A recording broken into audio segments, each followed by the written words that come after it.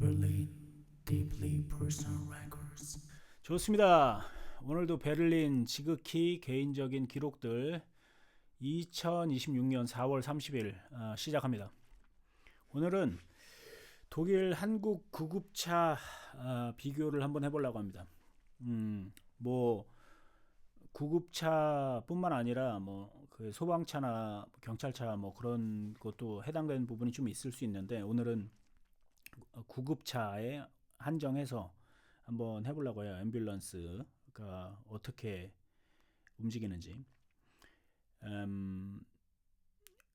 뭐 당연히 어떤 사회적인 현상을 독일하고 한국 1대1 비교를 하는 거는 불가능합니다. 네, 1대1 비교를 하면서 사실 오해라는 것도 많이 생기기 때문에 오늘 제가 얘기하는 것도 무조건 독일 거를 한국으로 갖다 써야 된다 뭐 그런 얘기를 하고자 하는 건 아니고, 근데 그런 1대1 비교를 굳이 하지 않더라도 장점이 있다고 생각을 해서 한번 비교를 해보려고 해요. 예를 들면 진짜 독일 도로교통법 같은 경우는 한국하고 그냥 거의 비슷합니다.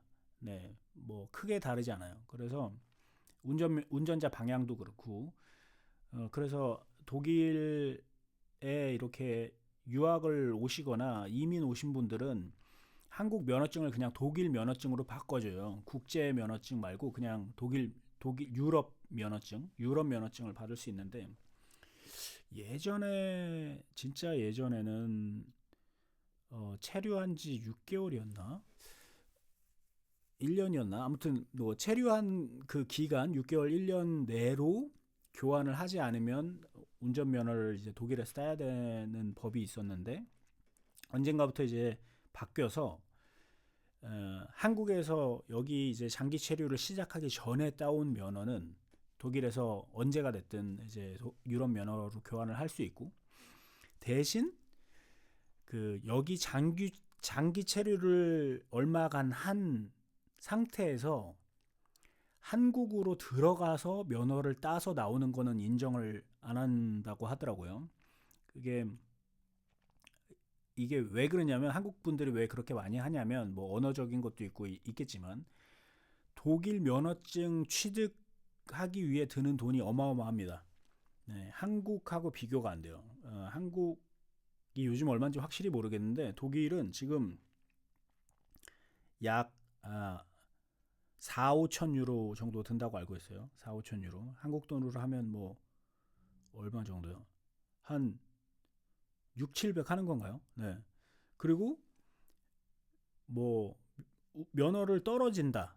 그러면 또 돈이 더 들어가는 거예요. 추가로. 그래서 운전면허를 뭐 몇 번 떨어지고 따면 무슨 6천 유로 막 이렇게 7천 유로 이렇게 들어갈 수도 있다는 뜻이죠. 그러면 면허 따는데 무슨 돈 1,000만 원을 써야 되는 상황이기 때문에, 그래서 이제 예전에는 한국 들어가서 따오신 분들이 있었는데 요즘에 이제 그걸 막았다고 하더라고요. 뭐 아무튼 면허나 그런 부분, 도로교통법 같은 부분은 그렇고, 어, 일단 이제 구급차의 이동을 설명하기 전에 제가 이 도로교통법도 얘기한 이유가 그렇고, 다른 배경을 조금 이해하고 하면 좋을 것 같아서 말씀드리는 거예요. 그리고 도로 상황은 독일 소도시는 진짜 많이 시골입니다. 한국 사람들은 이제 우리는 어디 외국 얘기할 때 나라를 통으로 얘기 많이 하잖아요. 뭐 너 독일 갔다 와 봤어? 뭐 미국 갔다 와 봤어? 막 그렇게 얘기를 하는데, 여기 사람들은 대화할 때 주로 도시를 얘기하거든요. 뭐 도시 어디를 가봤다, 뭐 도시 어디를 가봤다. 그게 왜 그러냐면 어, 전체 이제 면적이 크기도 하지만 도시마다 너무 너무 다르기 때문에 또 그런 것도 있어요. 그래서 독일도 어, 우리가 한국에서 알고 있는 막 그런 뭐 독일에 대해서 얘기할 때 소도시 얘기 잘 안 하잖아요. 근데 진짜 조금만 작은 도시로 가도 정말 조용하고 정말 시골 같고 정말 아무것도 없고 물론 독일은 좋은 점 중에 하나는 아무것도 없지만 살기 위한 인프라는 굉장히 잘 갖춰져 있습니다. 네. 아무튼 차는 이제 한국이 생각하는 그런 기준에서는 엄청 없고 그 다음에 이제 함부르크 같은 그런 도시, 뭐 쾰른 함부르크라든지 뭐 좀 큰 도시, 뭐 함부르크는 독일에서 두 번째로 큰 도시인데 거기만 해도 차가 서울 기준으로 보면 어느 정도 꽤 여유가 있는 편이에요. 물론 뭐 주차 같은 경우에는 여기도 꽤 문제가 되긴 하는데 도로 상황은 훨씬 좋습니다. 어, 제가 독일에 처음 왔을 때 도시가 이제 함부르크였는데 정말 놀랬던 게 우리 신호 없는 횡단보도 있잖아요.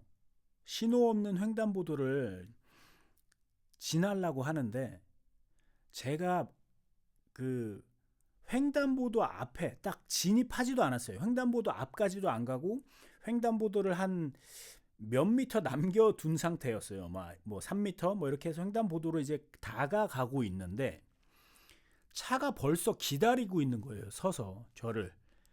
그래서 한국은 뭐 거의 7기세로 지나가는데 기다리고 있으니까 얼마나 미안해요. 그래서 막 죄송하다는 제스처를 하면서 막 빠르게 지나갔는데 독일 사람들은 이제 일례로 절대 그렇게 안 합니다. 네, 엄청 당당하게 심지어 그 막 방해를 할 정도로 막 사람들이 천천히 갈 때도 있는데 아무튼 그런 문화가 있어요. 깜짝 놀랐는데 그 얘기는 함부르크만 해도 그만큼 여유가 있다는 뜻이죠. 어느 정도 내가 여유가 있으니까 좀 기다려줄 수도 있는 마음의 여유도 생기고 뭐 물론 베를린은 횡단보도에서 기다려주는 문화는 한국보다 훨씬 잘 돼 있지만 제가 얘기한 것처럼 막 사람이 진입하지도 않았는데 서주고 그런 느낌은 아니고 베를린은 좀 더 각박합니다. 서울과 조금 더 가까워요. 물론 사람이 먼저 이거는 제가 나중에 또 한 꼭지로 교토 사람이 먼저 자전거가 먼저 뭐 이런 부분에 대해서도 한번 다뤄볼 생각인데 아무튼 뭐 그런 무단횡단 문화, 자전거 문화 이런 건 나중에 다루도록 하고 오늘은 구급차니까 첫째로 독일의 구급차는 사이렌 소리가 어마어마하게 큽니다. 네, 진짜 어마어마하게 커요. 어느 정도냐면 길거리 이제 가잖아요. 인도를 걸어가잖아요. 그러면 저쪽에서 진짜 멀리서 구급차가 지나간다. 귀를 막아야 돼요. 귀를 안 막으면 귀가 아플 정도로 크고요. 실내에서 뭔가 뭐 학원이나 뭐 학교에서 공부를 하고 있는데 거기 옆으로 구급차가 사이렌을 울리면서 지나간다. 말소리가 실내인데도 말소리가 안 들릴 정도로 클 때가 있고, 차 안에 있다. 그러면 정말 멀리서부터 내가 차 안에서 그 소리가 들릴 정도로 사이렌이 크거든요. 한국이랑 비교해 보면 한국은 사이렌 소리가 너무 작아요. 일단 저는 그 점이 굉장히 잘못됐다고 생각을 하는데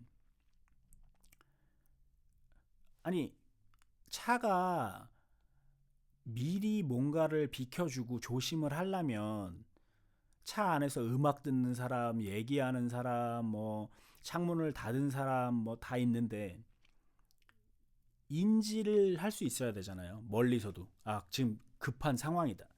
근데 한국 구급차 소리는 거의 잘 안 들리는 것 같아요. 옆으로 지나가도 무슨 누구 경적 소리보다도 작은 볼륨의 느낌인데 아무튼 볼륨에서 일단 무지막지하게 차이가 나고 독일은 구급차가 지나가는데 빨리 안 비켜준다. 네, 그러면 벌금입니다. 네. 어떤 분은 상황이 어땠는지는 자세히는 모르겠는데 어떤 분은 뭐 한국에서 막 그런 일부러 안 비키고 그런 사람들도 있잖아요. 꼴 보기 싫다고. 나는 막혀서 죽겠는데 쟤는 그냥 간다 막 그런 식으로 진짜 무식한 사람들도 있다고 알고 있는데, 여기는 제가 아는 분이 일부러 안 비키는 게 절대 아니고 인지를 살짝 늦게 하셨나 막 그랬던 것 같아요. 뭔가 다른 에 집중을 하셨는지 아무튼 조금 늦게 인지해서 늦게 비켰더니 집으로 한참 지난 후에 이제 뭐 고지서가 날라온 거죠.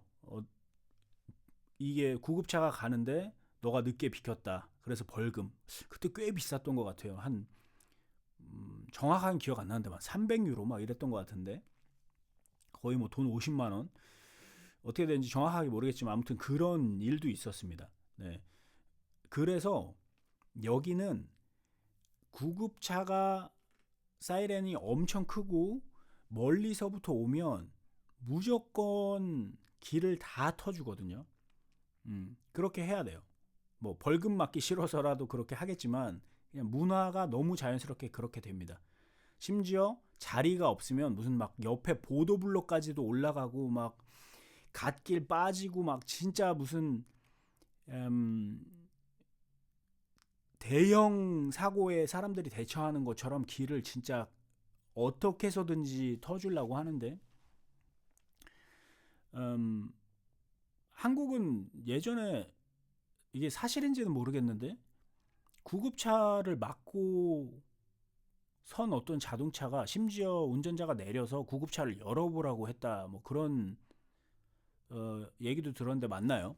어, 불신이죠. 구급차 뒤에 환자도 안 타 있는데 너가 무슨 뭐 차 막히는 거 귀찮아서 사이렌 켜고 갔다 막 그런 식으로 열어보라고 막 해서 그 환자가 뭐 위급한 상황에 처했다 막 그런 기사도 예전에 본 것 같은데 사실인지는 정확하게 모르겠습니다.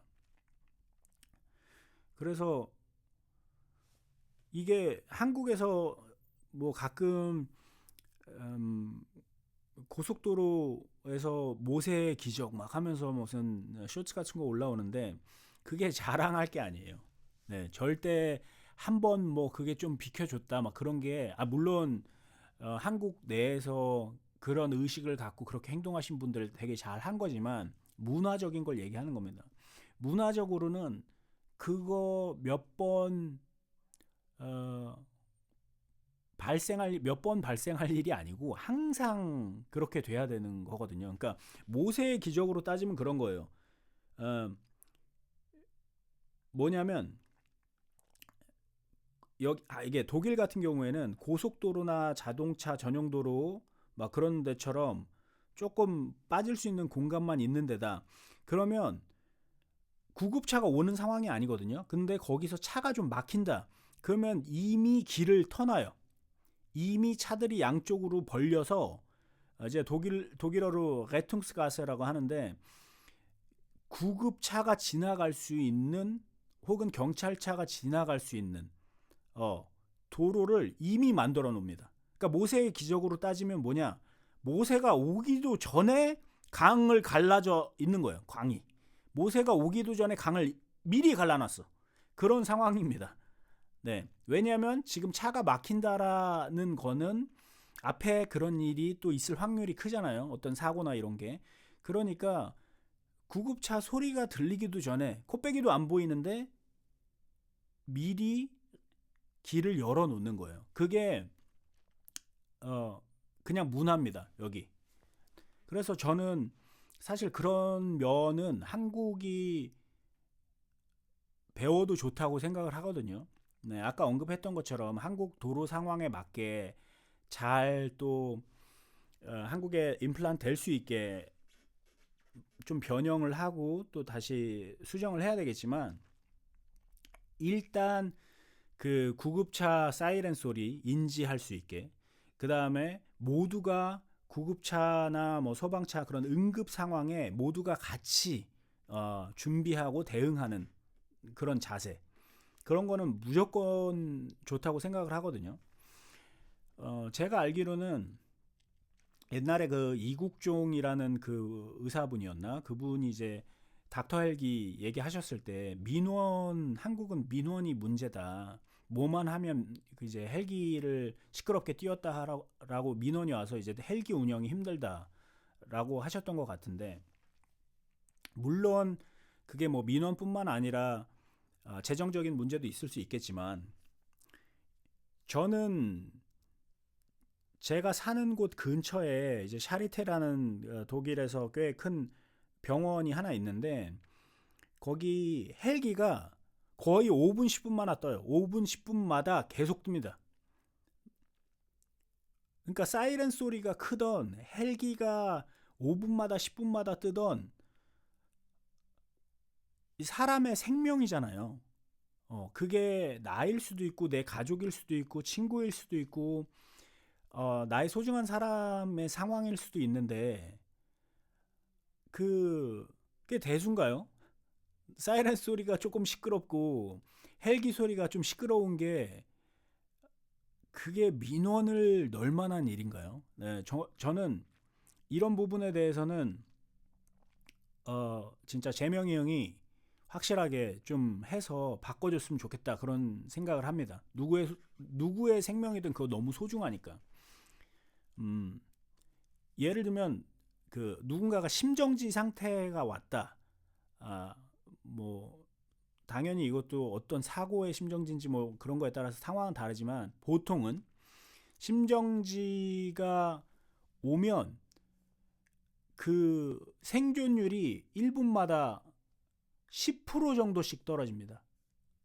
그러니까 1분만 늦어도 생존율이 어마어마하게 떨어진다는 거예요.